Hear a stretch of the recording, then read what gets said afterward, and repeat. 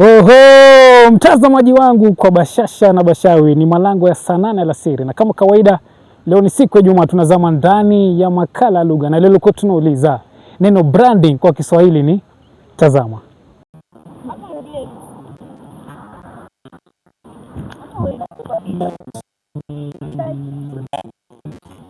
Naitwa nani?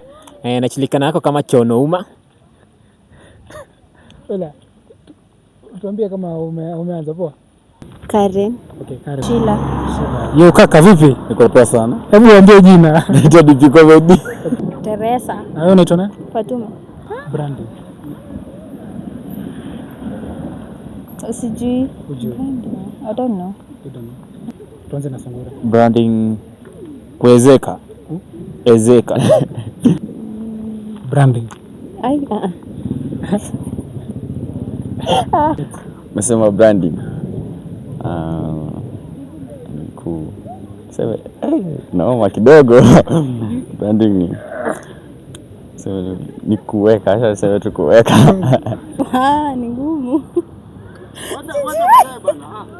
Sijui wewe, nyamaza.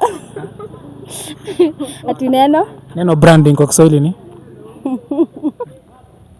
Angalia kamera sogope. Ni kweli. Alhamdulillah, basi hii branda, brandi unaswailisha brandi. Ni brandi tunake brandi. Safi. Branding kwa Kiswahili, branding.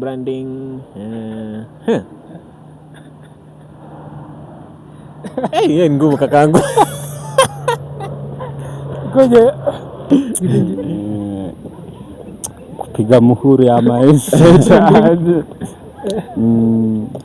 sijui.